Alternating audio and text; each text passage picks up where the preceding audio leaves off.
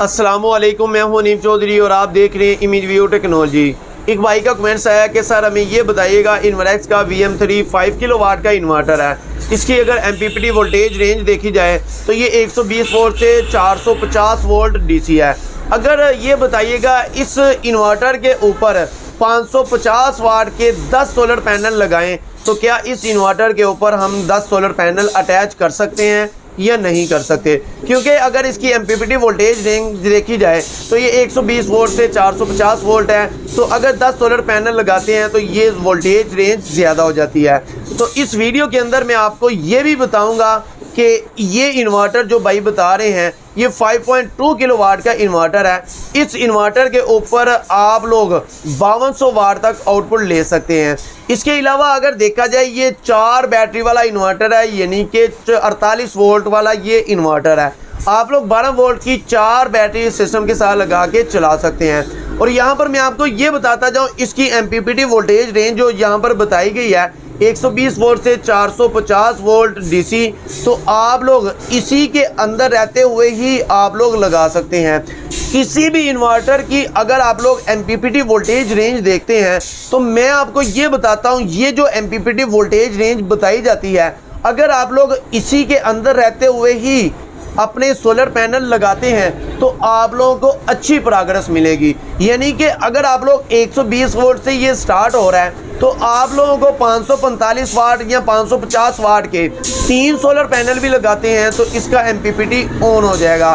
तो इसी तरह कुछ इंस्टॉलर आपको ये कहते हैं कि आप लोगों को चाहिए कि 4 सोलर पैनल लगाएं। इसकी वजह यह है कि जैसे ही आप लोग इसको शार्ट करते हैं, जैसे ही आप इसको सीरीज़ में या पैरेलल में इसको कनेक्शन करते हैं तो इसके वोल्टेज जो से होते हैं वो कम हो जाते हैं, जो कि ओपन सर्किट वोल्टेज आपको 50 वोल्ट आ रहे हैं। एक सोलर पैनल के अगर ओपन सर्किट वोल्टेज देखे जाए ये आपको 48 से 50 वोल्ट के दरमियान ही आपको ओपन सर्किट आएंगे। तो इसी तरह जैसे ही आप लोग इसको सीरीज़ में कनेक्शन करेंगे तो इसके वोल्टेज आपको कम देखने को मिलेंगे, क्योंकि जब आपका लोड डलेगा तो ये ओपन सर्किट हाई वोल्टेज की फ़ायदा ही यही होता है कि जैसे ही आपका लोड डलेगा तो जो हाई वोल्टेज हैं वो थोड़े से कम होंगे, लेकिन आप लोगों के घर की अप्लाइंसेज वो बंद नहीं होंगी। तो इसी वजह से देखा जाता है कि इसके ओपन सर्किट वोल्टेज क्या है। तो इसके ओपन सर्किट वोल्टेज अगर देखते हैं 48 से 50 वोल्ट, तो 50 वोल्ट भी अगर आप लोग एक सोलर पैनल के लगाते हैं तो 10 सोलर पैनल के वोल्टेज जो बनेंगे वो 500 वोल्ट बनेंगे। तो देखा जाए किसी भी इन्वर्टर के ऊपर कितने सोलर पैनल अटैच कर सकते हैं। आप लोगों ने MPPT वोल्टेज रेंज को तो देखना ही होता है, साथ साथ आपने ये भी देखना है कि PV maximum input voltage range क्या है इस इन्वर्टर की।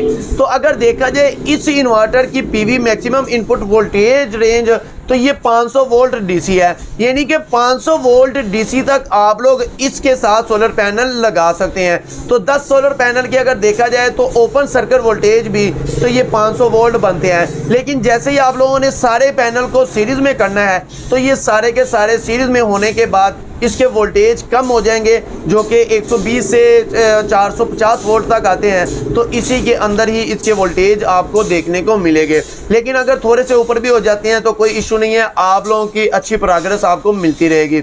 लेकिन किसी भी इन्वर्टर की मैं आपको ये बताता जाऊँ, किसी भी इन्वर्टर की जो MPPT वोल्टेज रेंज बताई जाती है आप लोगों को चाहिए कि उसी के अंदर रहते हुए ही आप लोग अपने वोल्टेज आप लोग अपने सोलर पैनल लगाएं।